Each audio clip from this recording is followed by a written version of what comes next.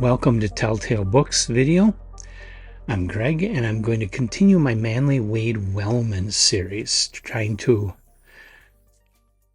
dig up and read everything I can get my hands on by Manly Wade Wellman, who was an American author, lived from 1903 until 1986, and is best known for the John the Balladeer series of stories, which he started publishing in the early 1950s.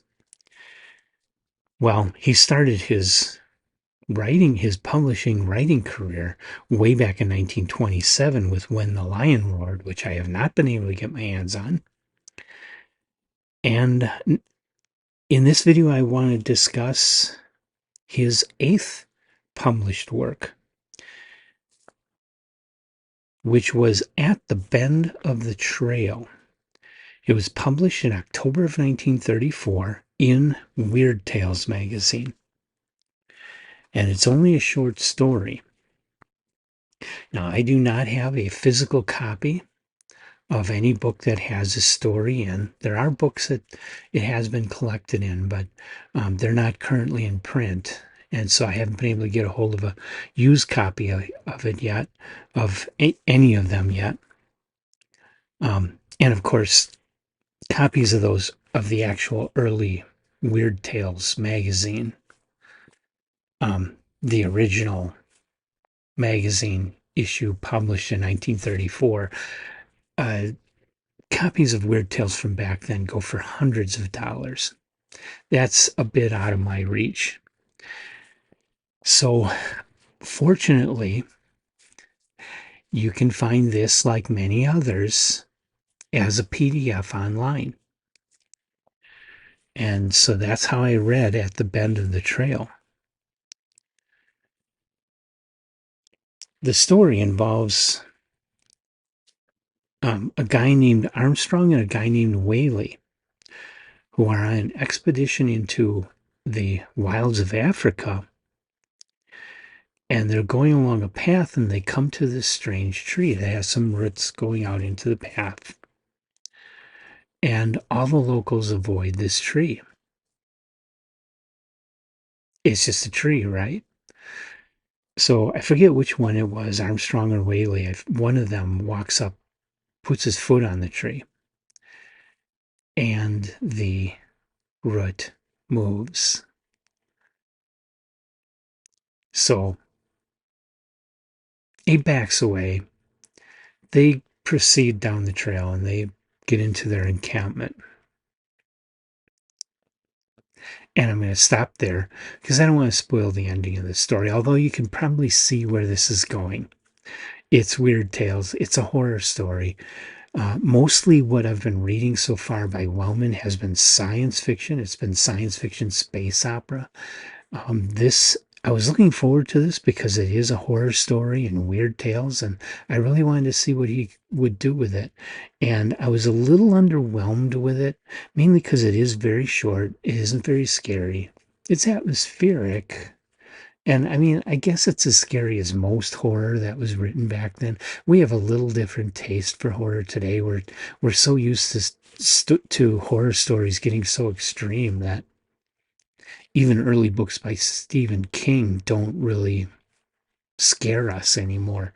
But the stuff back then, it's like H.P. Lovecraft. I don't read H.P. Lovecraft thinking that I'm going to get scared, because it's interesting. I love the imagination of Lovecraft, but I don't find it at all scary, really.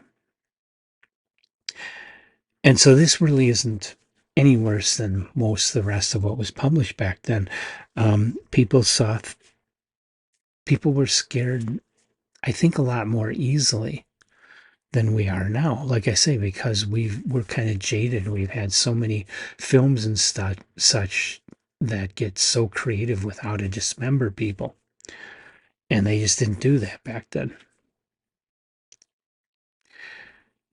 So if you can take into account that it's not going to keep you up at night, and just read this story for what it is, imagination, it's an interesting story. Not a great story, but an interesting story. And I do feel it holds up as a story a little bit better than the other things I've been reading by Wellman up to this point.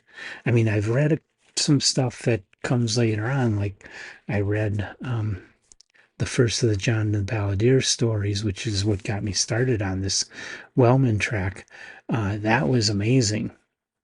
Okay, but that doesn't come until the 1950s. You know, that he's got another 20 years of growth to go through before he gets to that. And at this point, up to 1934, most of what I've read isn't that impressive. This one is definitely a step in the right direction. And I think it's readable. I think it's enjoyable. It's just not anything great or scary. So, with that in mind, I guess, I don't know, probably only somebody that really loves Wellman and wants to be a completist would be, or somebody who really loves the early Weird Tales style, and people like that would enjoy At the Bend of the Trail. People that are more into, say, um, Joe Hill, or I don't know, any of the other horror writers writing today, probably are not going to be very impressed by this. So that's At the Bend of the Trail, and that is number 8 for Manly Wade Wellman.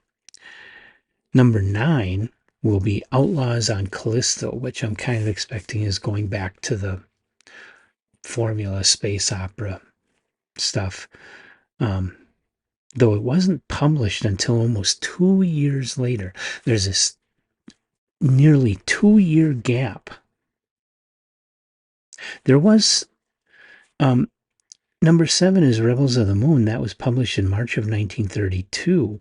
So there's more than 2 years that went by before Wellman published At the Bend of the Trail in 1934.